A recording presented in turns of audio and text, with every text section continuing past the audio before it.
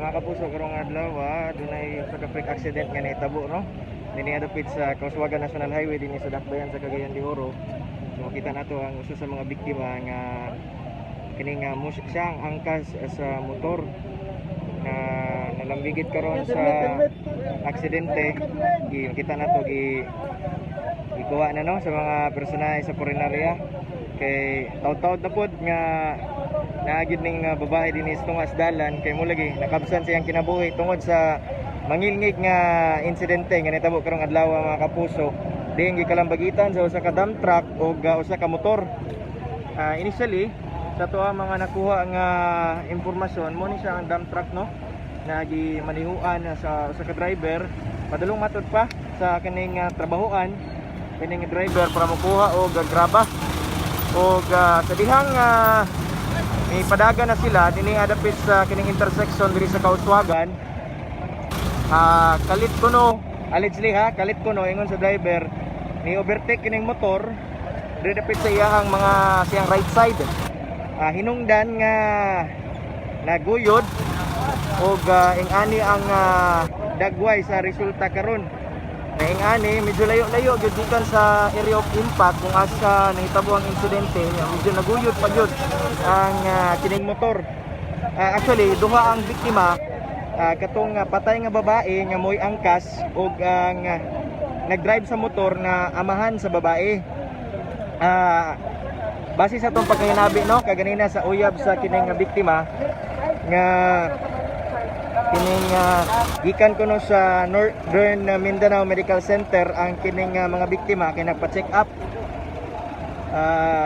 Og pag-abot nini sa may Kauswagan Highway, dito na nahitabo kining insidente mga kapuso. Kasubo na to no na may resulta gyud sa pagkamatay ani nga biktima.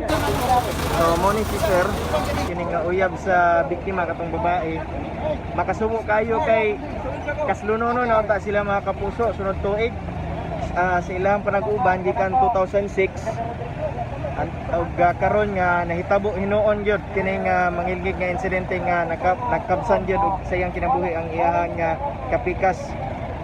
So ang driver karon adin sa iyahang unit o nakatakda nga dalon sa police station. So posible dakong posibilidad nga reckless imprudence resulting to homicide and physical injuries gyud ang tubangon ani nga sangpit nga driver. Labi pa nga naputlan sa tiil ang nagmaneho aning motor. So nakainabi na to ang driver kaganina sigon pa niya nga isag pasaylo ngadto sa kining pamilya sa biktima kay wa gyud kuno niya tuyoa ang mao nga insidente. Sa sobra 20 ka tuig kuno niya na pagmaneho ani nga dump truck isip pa mo may trabaho niya karon lang kuno siya nalambigit sa usa ka aksidente unya nakabsan pa gyud og kinabuhi ang biktima. So balik na ang dagan sa trapiko karon dinhi sa may Kauswagan. Medyo taas gid kayo ang traffic no labi pa nga sa normal nga adlaw busy na kayo ning dalanan og aduna pa ginahitabo nga aksidente. So misamot ang kakulgot sa trapiko. So karon adunay mga personahe sa Roads and Traffic Administration kay makita na to.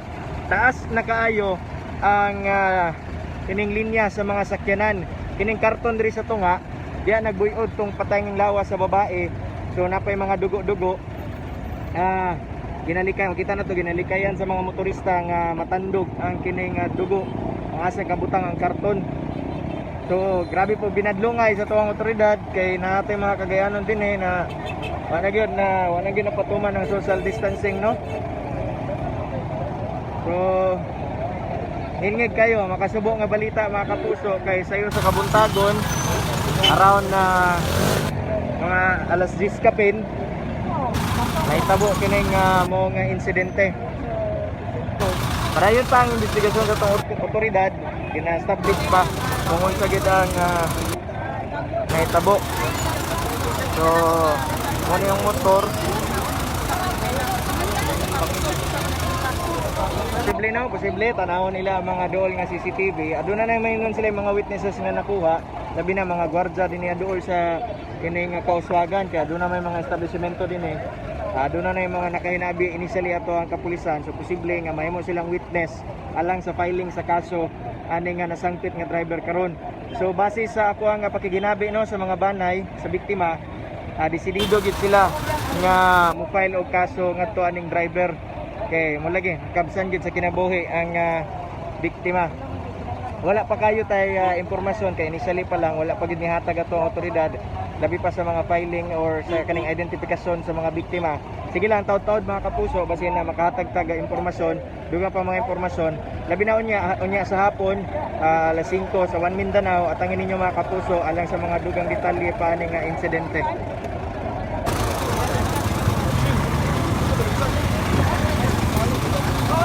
So kita na to no, medyo wala kayo damage gyud ang kining truck. Pero naguyod lagi kining motor. So, swerte ka pait.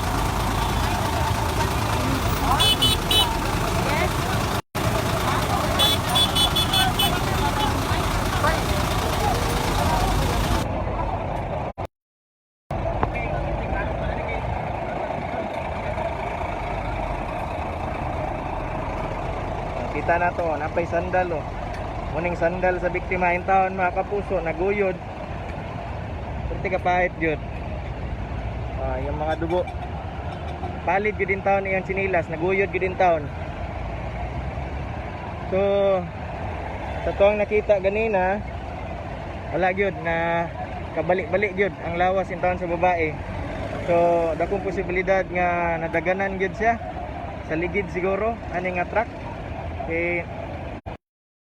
Kuan man, nabali man gito yan. Murag nagkagutay-gutay. Dayon ang driver sa motor, ang amahan, putol gyud ang tiil. So gidala na karon sa ospital, ikuha sa mga personal sa Oro Rescue sa 911 o aron matagaan og pagtagad ang kining insidente. So paimang no gyapon sa otoridad labi na gyud sa mga motorista. Magamping gyud in town. Magamping gyud gyud permente dili mo overtake. Dili mo overtake man galing siguro doon nga di masangit aron na di mga disgrasya.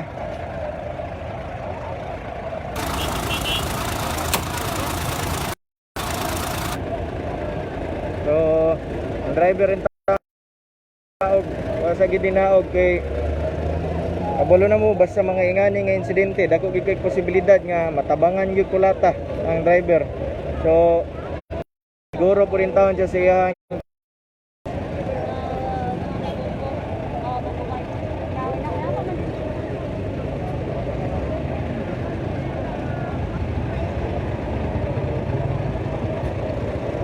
so standby lang.